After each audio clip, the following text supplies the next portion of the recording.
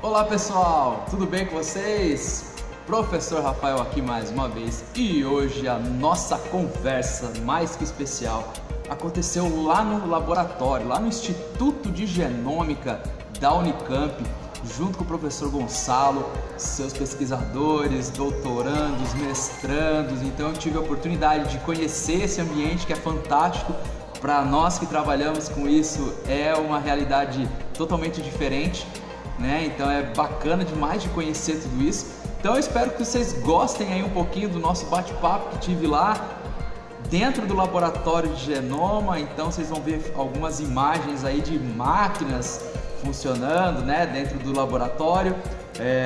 O pessoal que trabalha lá, que está estudando lá, dando seus depoimentos, explicando um pouquinho do trabalho que estão desenvolvendo aí no seu doutorado ou no seu mestrado. Enfim, vale muito a pena conferir, então acompanha aí.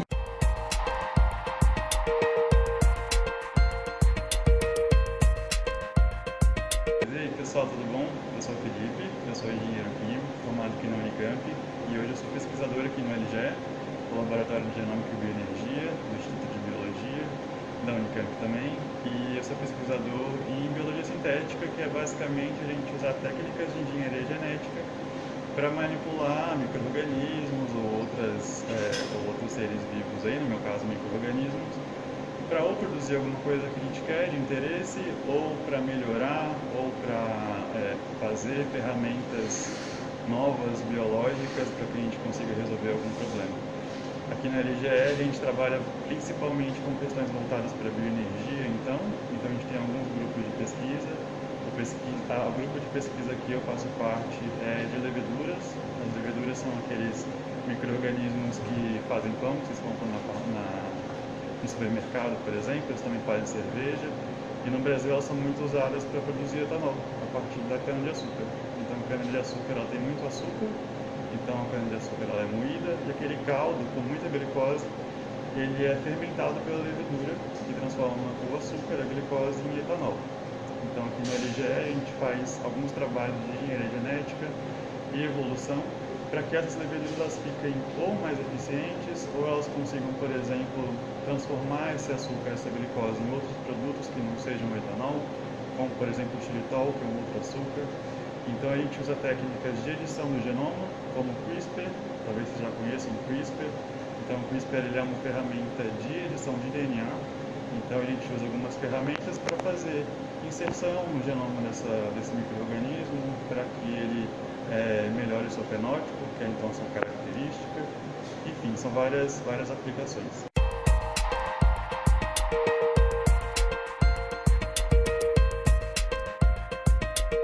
E usando também essas técnicas de engenharia genética que eu falei, o CRISPR, a gente tem um outro grupo de pesquisa aqui no LGE com as leveduras também, para transformar a levedura, que é o micro-organismo, em um biosensor para o coronavírus. Então o que a gente faz? A gente clona na levedura uma proteína do organismo humano, que ela chama AC2, que é uma proteína que o próprio coronavírus usa para infectar o nosso organismo. A gente coloca essa proteína na levedura, então a levedura ela vira um biosensor de coronavírus, então ela consegue mudar de cor na presença do vírus. Então isso seria um teste rápido a partir de um micro-organismo vivo, que é uma ideia muito interessante, que pode ser também revolucionária, porque a levedura é muito barata, né? Então se a gente consegue manipulá-la geneticamente para ela virar um teste farmacêutico, um biosensor, isso seria muito interessante porque viabilizaria muito, por exemplo, os testes rápidos. No LGE a gente também tem outros grupos de pesquisa relacionados com a bioenergia especificamente, então a gente tem grupos que trabalham com biomassa, como a cana-de-açúcar, o agave. Também tem um grupo que trabalha com o cacau para entender e desmistificar uma doença específica do cacaueiro aqui do Brasil, que chama vassoura de bruxa. Temos também o grupo dos bioinformatas, que são as pessoas que trabalham basicamente no computador com algumas técnicas de bioinformática para analisar genoma, montar sequências, para fazer uma infinidade de tarefas que são muito importantes para todas as outras pesquisas aqui do LGE. Então o nosso grupo é bem diversificado, com várias competências. Eu sou engenheiro, tem biólogos, tem físico também. Então tem várias pessoas que juntas trabalham para resolver uma questão muito importante para a gente, é a questão do aquecimento global, através de técnicas de genética para melhorar, por exemplo, a produtividade de alguns combustíveis, para facilitar a produção de outros e, de forma geral, para contribuir com a nossa sociedade.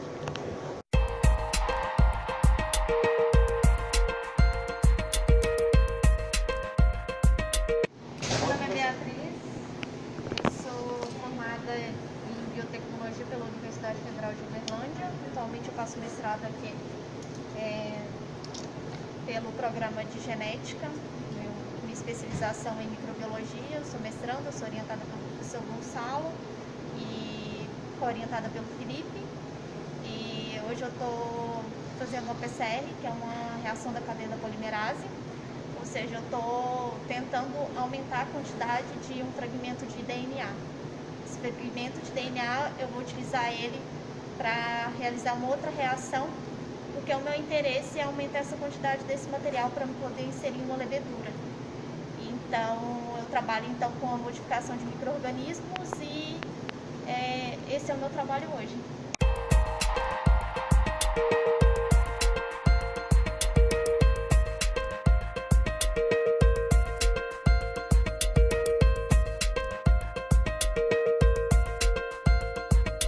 Oi, tudo bom? Meu nome é Jade, eu sou aluna de doutorado aqui do programa de bioenergia da LGE. Eu vou falar para vocês um pouco da minha pesquisa. Eu trabalho com eletrofermentação. A eletrofermentação é um tipo de fermentação, só que a gente coloca a fermentação tradicional junto com a eletroquímica. Que o que é? A gente vai utilizar as leveduras, né, que são os micro-organismos, e é legal a gente entender que as leveduras são como se fossem pequenas fábricas. Então, todas as reações que vão acontecer para a produção de algum produto que a gente queira são baseadas em troca de elétrons. Então, é isso que eu vou me basear também. Na eletrofermentação, a gente vai usar uma célula eletrolítica que vai funcionar como se fosse uma bateria que está dentro daquele meio reacional, que ela vai colocar e tirar elétrons, o que vai fazer, então, com que possa aumentar a produção de algum produto meu quando eu vou conseguir fazer essa regulação desse balanço redox dentro das células de leveduras. E no meu projeto, no caso, eu vou utilizar o bagaço de cana-de-açúcar como fonte de carboidratos para que elas possam produzir o meu etanol, que é o etanol de segunda geração, que a gente tem o nosso foco aqui na pesquisa.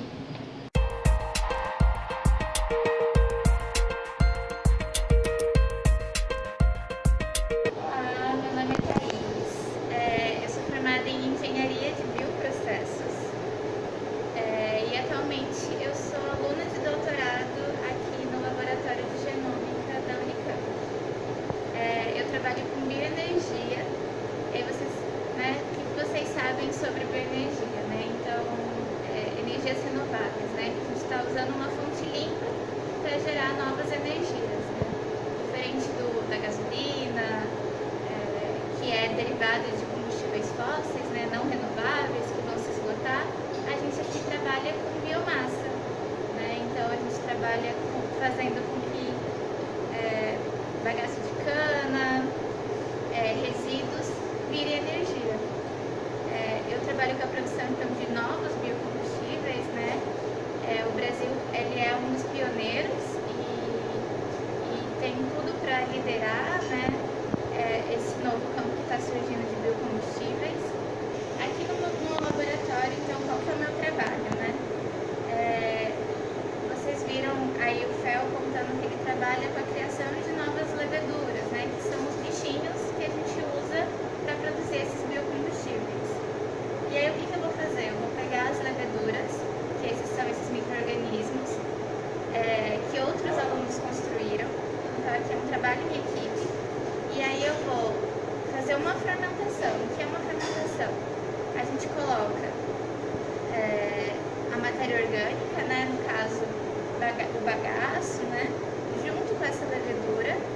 E durante algumas horas a gente vai ter o biocombustível, que é o que é usado, por exemplo, para etanol, que é usado para abastecer os carros, né? Então a minha pesquisa é em transformar o bagaço nesse biocombustível. Eu trabalho, por exemplo, com milho. Então a gente faz o milho, a gente tritura ele e faz que o milho vire esse biocombustível.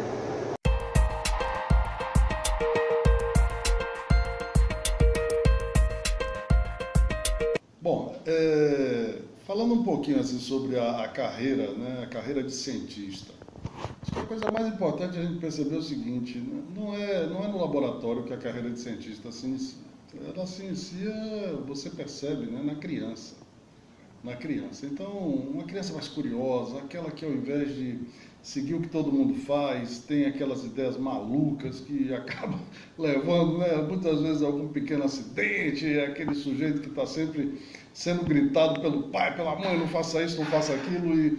Então, a minha visão é que o cientista, ele nasce, né, é uma vocação, dentro do espectro das habilidades humanas ou das características humanas.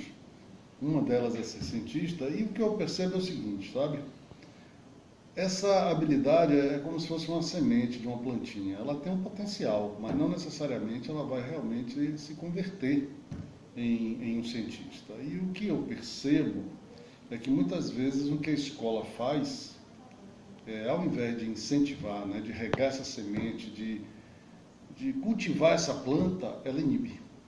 Eu diria hoje que boa parte dos problemas que acontecem nas escolas é essa inibição do cientista. Eu muitas vezes vejo, sabe, um menino jovem no crime, um criminoso, aquele sujeito que, se você for olhar direitinho, muitas vezes o cara é um gênio, né? O cara é um gênio, ele não aceita o destino que a sociedade está dando para ele, e esse cara poderia estar sendo utilizado, né, de uma outra forma, em benefício da sociedade, em benefício do país. Então, eu dou imenso valor ao trabalho da escola, especificamente, né, quando eu conheci a escola de vocês, eu fiquei super impressionado, porque eu vi que o que vocês estavam fazendo era isso, era regando essas sementinhas, esses meninos extremamente criativos, cheios de energia, e o resultado não podia ser outro que esse resultado que a gente está vendo, que vocês estão conseguindo. Em meu caso especificamente, sabe,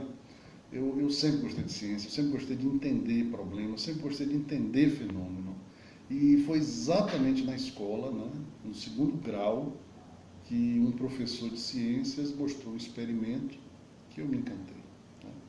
E o meu professor de matemática de então, o padre Hugo, me ensinou a pensar através da geometria. Então, a partir daquele momento eu diria o seguinte: pensar se tornou um imenso prazer. Pensar se tornou uma coisa que eu fico tentando livrar tempo, sabe, de outras atividades para conseguir pensar. Então, a partir disso aí, né, a sistematização desse interesse, que vem através de uma graduação, depois um mestrado, um doutorado, um pós-doutorado, quer dizer, toda essa coisa acadêmica, que é como se fosse, por exemplo, você tem um artista, um pintor, o cara é um gênio, um pintor de rua e tal, mas falta ele um pouco da técnica, e com um pouquinho da técnica, daquele tremendo potencial, né, vira obras-primas. Então, eu diria que a formação acadêmica, em mestrado, doutorado, pós-doutorado, depois a gente dentro da academia faz a livre docência, vai para o titular, vai, né, toda essa cadeia que é quase medieval, né? Que o homem sistematizou isso já há muito tempo, começando lá pelos árabes, viu? Começando pelos árabes. Os árabes tiveram um tremendo papel nessa estruturação. Então é uma carreira de imenso prazer. Eu tive também a oportunidade de receber os meninos, né, da escola o ano passado aqui, no ano passado não, antes da pandemia aqui, foi uma festa incrível, ver aqueles olhinhos brilhando, né, em frente aos equipamentos, as coisas todas. Então, eu diria que hoje eu tenho um imenso privilégio de receber pessoas jovens, né, que não foram podadas pela vida, que pelo contrário, tiveram a oportunidade de encontrar escolas de 1º e 2º grau, que tiveram a capacidade de fertilizar, né, de regar esses talentos, e o que nós fazemos aqui é não deixar esse talento morrer, né? Então, é um prazer enorme ter essa relação, uma das coisas que eu mais me orgulho hoje em dia, né, em minha vida, em minha carreira, ter essa relação com a Escola Vereador Cris de Miranda, que faz um trabalho fantástico e que eu tenho certeza que muito em breve eu vou receber, né, esses alunos brilhantes aqui na Unicamp, tanto para visita como, quem sabe, né, para seguir uma carreira que eu espero não atrapalhar.